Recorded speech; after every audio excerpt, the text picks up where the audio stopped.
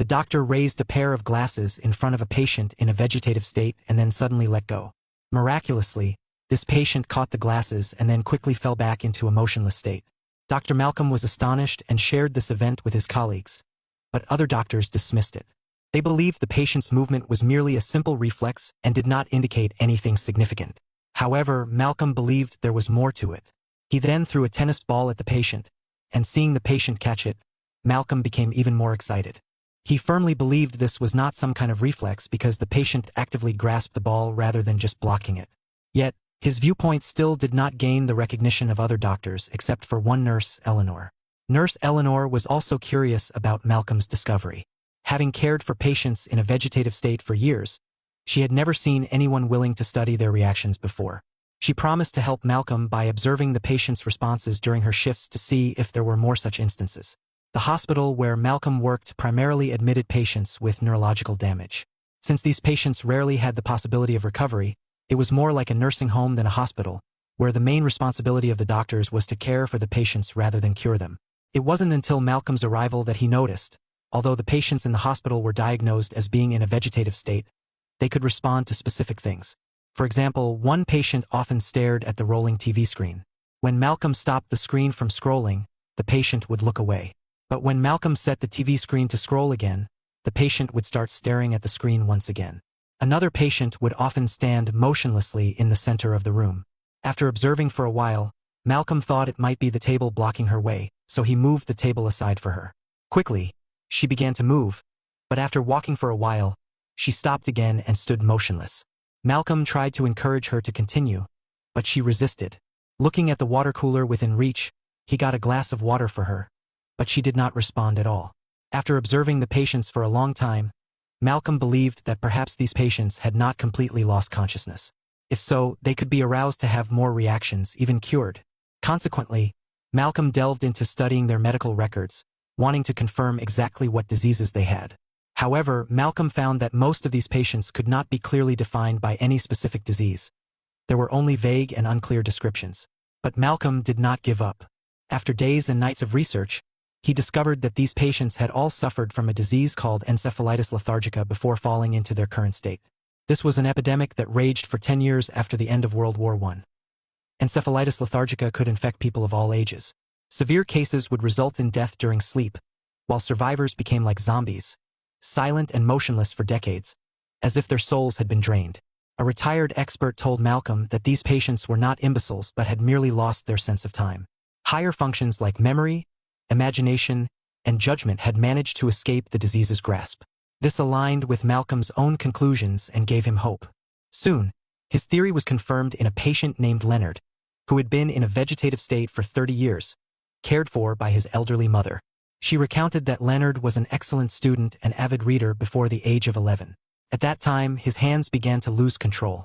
At first, he could still function normally after a few hours of sleep, but gradually, the situation worsened until one day he suddenly became motionless and never woke up again. Over the years, his mother read the news to him daily and spoke about world events, believing that her son could hear her despite his lack of response. Malcolm initially thought this was mere wishful thinking, but Leonard's mother insisted that she knew her child could hear her. This inspired Malcolm to conduct an EEG test on Leonard. Sure enough, Leonard's brainwaves were very flat, without a ripple. A colleague said Malcolm was just wasting his time. However, when he found a protruding signal, his colleague was astonished. Malcolm told him that this fluctuation in Leonard's brainwaves was when he called Leonard's name. It turned out that Leonard's consciousness was indeed not completely isolated from the outside world. Malcolm then tried to teach Leonard to spell simple words. Remarkably, Leonard himself spelled out a series of letters, which was a book he read before he fell into a coma 30 years ago. It included a poem written by Lyrca about a leopard trapped in a cage, deprived of everything. In front of him were countless iron bars. Behind the iron bars, there was no world, but endless darkness. But the leopard's will to be free was never eroded. Could this poem depict Leonard's feelings of being trapped in this motionless body? Motivated by this breakthrough, Malcolm decided to test more patients. Some responded to elegant music, others to cheerful tunes, and some showed interest in playing cards. Although Malcolm believed these reactions supported his hypothesis that the patients had some level of consciousness, he still could not figure out a way to cure their condition. Until one day, Malcolm attended a lecture where it was mentioned that the brains of Parkinson's patients lack dopamine, and the drug levodopa can effectively improve the motor coordination of Parkinson's patients. Malcolm suddenly thought, Could this also be helpful for encephalitis lethargica? After continuously submitting applications, the hospital agreed to Malcolm's proposal to try the drug on a patient. Malcolm chose Leonard as his first experimental subject because Leonard was the first patient to depict his inner thoughts to him, and he had a strong desire for knowledge and the outside world, which made him the most hopeful patient. Finally, with Leonard's mother's signed consent, Malcolm officially began the experiment. At first, he prescribed a dose of 200 milligrams, but seeing no response from Leonard, he increased the dosage to 500 milligrams. Still, there was no reaction and everyone felt disappointed. However, Malcolm believed his theory was correct, so he decided to take a risk. Without informing the pharmacist, he secretly increased the dosage to 1,000 milligrams and then dozed off beside Leonard's bed. In the middle of the night, Malcolm woke up to find Leonard no longer in bed. After searching, Malcolm found Leonard awake at the desk. The first thing he did when he woke up was to write his own name. He had finally found the light in the long, boundless darkness. The hospital immediately notified Leonard's mother, and after 30 years of persistence and waiting, they could finally meet again. Leonard called out "Mom" and walked a bit clumsily towards his mother, then embraced his now gray-haired mother. When Leonard walked out of the room, all the hospital staff were shocked, thinking it must be a miracle. And Leonard not only behaved like a normal person but even recognized the doctor who had been taking care of him in these years. However, just as everyone was immersed in joy, Leonard noticed his current appearance. He remembered himself as a child in his teens, but the mirror showed a middle-aged man. Although it was hard to accept his current appearance and the wasted time at first, accompanied by Malcolm, he began to gradually adapt to this unfamiliar world. But Malcolm soon encountered a problem. He wanted to give the drug to eligible patients in the hospital, but the director said that levodopa was not cheap, and the cost for a month reached tens of thousands of dollars. The hospital did not have enough funding to cover this expense. At this moment, the hospital staff who had been listening to the conversation took out their payroll checks and put them in front of the director. The director was moved by them and helped to hold a fundraising event. Rich people from all walks of life gathered here. When they saw Leonard wake up from his vegetative state, they were also touched by this miracle and took out their checks generously, contributing to these sleeping patients.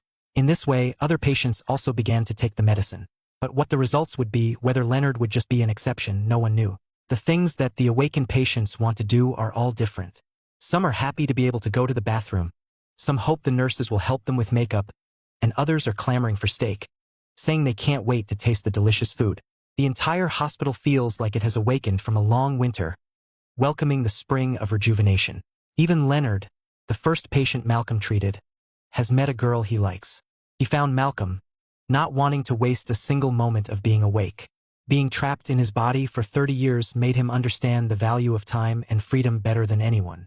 However, since Malcolm's treatment plan is still in the experimental stage, none of these patients can be officially declared cured. As a result, they must remain in the hospital and are not allowed to go out without medical staff accompanying them. This situation deeply frustrates Leonard, as it feels like he's escaped one cage only to find himself in another. His enthusiasm for life gradually turns into agitation. Malcolm notices Leonard's change and worries that it might be a side effect of the levodopa. After the hospital once again denies Leonard's request to be discharged, he, undeterred, tries to rush out.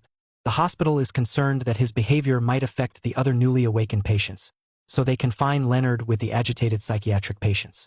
However, this did not improve the situation, as Leonard began to rally the other patients to protest the hospital's decision. After seeing Malcolm, he lost control of his emotions even more. He shoved Malcolm to the ground, making Malcolm's glasses broken. Leonard's outburst made the hospital certain that levodopa had side effects, so they immediately stopped his medication. Everyone kept their distance from the enraged Leonard. But by late at night, Leonard calmed down. He picked up Malcolm's glasses and, with trembling hands, tried to fix them. Malcolm, concerned about Leonard, came over and gently lifted him from the floor. Malcolm promised to find a way to alleviate the side effects of levodopa until Leonard was fully recovered and could be discharged.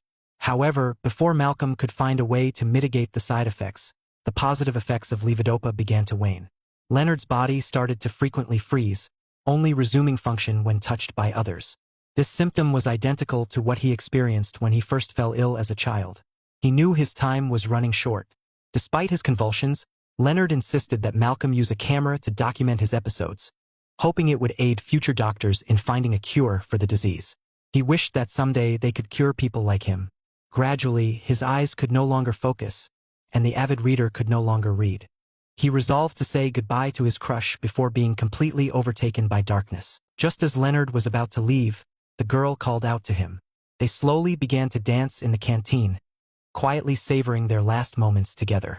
The last thing Leonard did before falling into a coma was to write his name. He moved his hand with great difficulty, then returned to the boundless darkness. Leonard's relapse devastated Malcolm. In the dim little room, Malcolm replayed Leonard's footage over and over. Scenes originally recorded for research now transformed into untouchable memories. To Malcolm, Leonard was not only a patient but a very close friend. Nurse Eleanor, who had been caring for the patients alongside him, told Malcolm that Leonard must think of him as a good person. Although this awakening was short-lived, it gave Leonard another chance at life and unique memories worth cherishing forever. After the end of summer, all the patients who had awakened returned to their previous states. Despite Leonard and other patients briefly regaining consciousness later on, no true miracle occurred. Malcolm, for the rest of his life, continued to strive against the disease, never giving up on his promise to Leonard. With that, the movie ends. Awakenings is a film adapted from a true story based on a doctor's memoirs. While the film ends tragically, with the once-awakened patients slipping back into slumber, they know that people like Dr. Malcolm are tirelessly working for them, ensuring they don't feel lonely or hopeless in the darkness. Robin Williams delivered a remarkable performance in this film. Often seen in comedies, his portrayal of an introverted, determined doctor left a lasting impression. Feel free to share your thoughts on this movie in the comments. See you in the next movie.